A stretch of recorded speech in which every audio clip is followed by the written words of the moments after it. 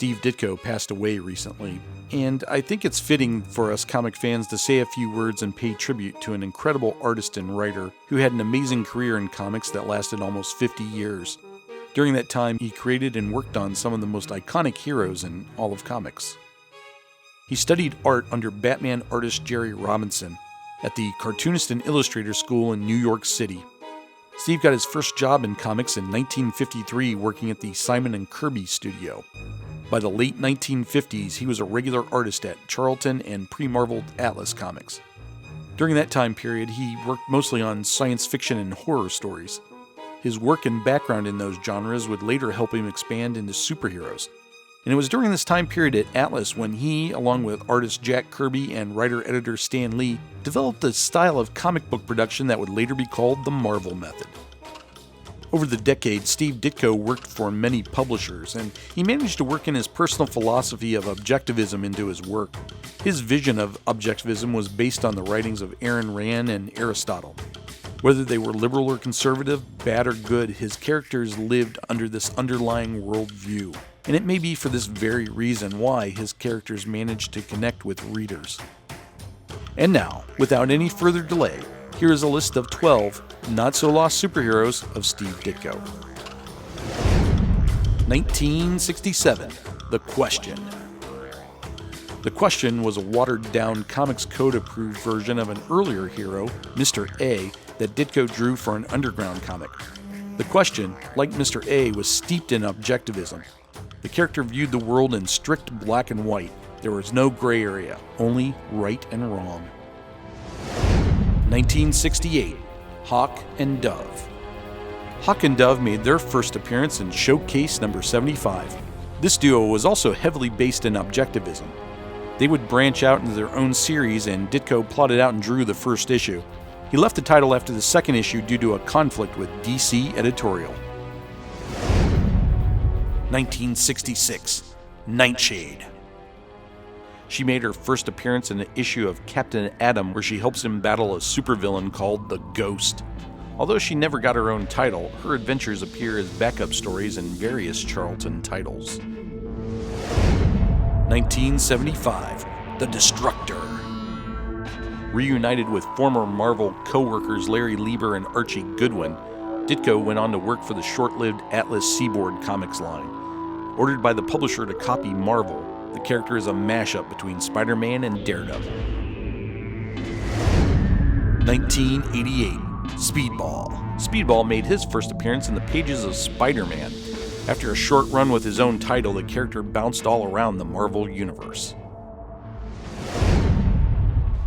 1977, Shade, the Changing Man. Shade, the Changing Man was Ditko's return to DC Comics and mainstream superheroes. Unfortunately, Shade was the victim of the DC implosion of 1978. His title only ran for 8 issues. 1968, The Creeper. Ditko's taste for non-traditional superheroes never got stranger than The Creeper. He made his first appearance in Showcase number 73. This television talk show host turned masked vigilante fights crime in Batman's stomping ground of Gotham City.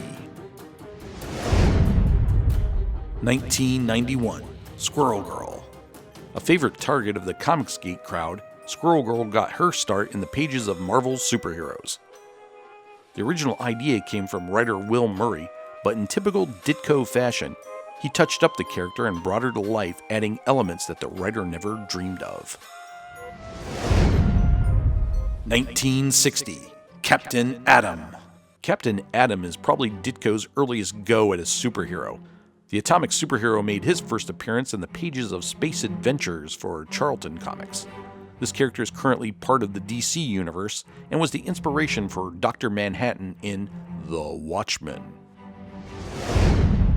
1967, The Blue Beetle. This Golden Age character had several incarnations, but none as exciting as Steve Ditko's 1967 relaunch. He made his first appearance as a backup story in Captain Atom and quickly went on to become Charlton's flagship superhero. Modeled on Batman, Ted Kord fights crime as the Blue Beetle from his high-tech airship, the Bug. 1963, Doctor Strange. The Master of Mystic Arts started as a 5-page filler in the pages of Strange Tales. The idea originally came from Ditko with the name Mr. Strange, but writer Stan Lee felt that the name was too close to another Marvel hero, Mr. Fantastic. After changing the name to Doctor Strange, the character's entire storyline magically fell into place. Doctor Strange became one of the hippie generation's favorite superheroes. And in 1978, a television pilot aired on CBS. And in 2016, The Good Doctor hit the big screen with the role played by the incredibly popular actor Benedict Cumberbatch. 1962, Spider-Man. Of course, Ditko's most famous superhero is Spider-Man, which he co-created with Stan Lee. Originally, the hero was assigned to artist Jack Kirby, but Stan Lee did not like the heroic look Kirby gave him, and decided to reassign the character to Steve Ditko. Ditko redesigned the costume and the look of Peter Parker, Aunt May, and Uncle Ben.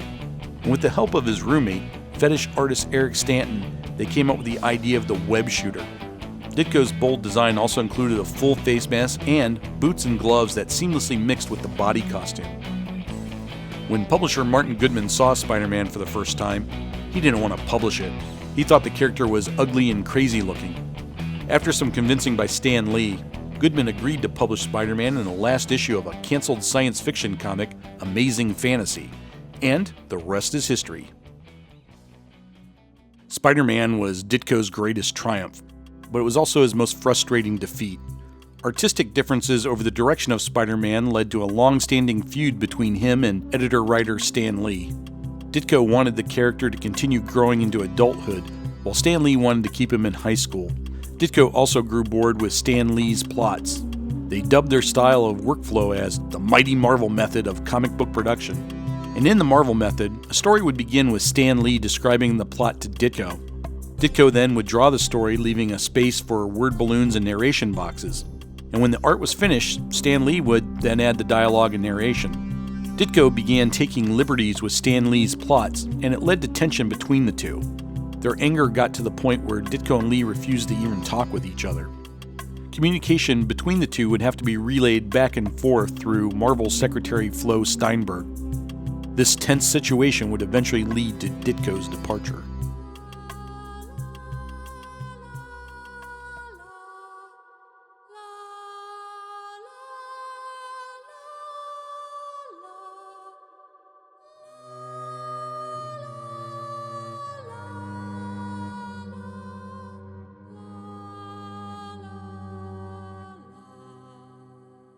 Steve Ditko was a unique and talented individual. Comicdom will never forget his creative spark. His characters were as complicated as he was, and there will never be another like him. Rest in peace, Steve. Rest in peace.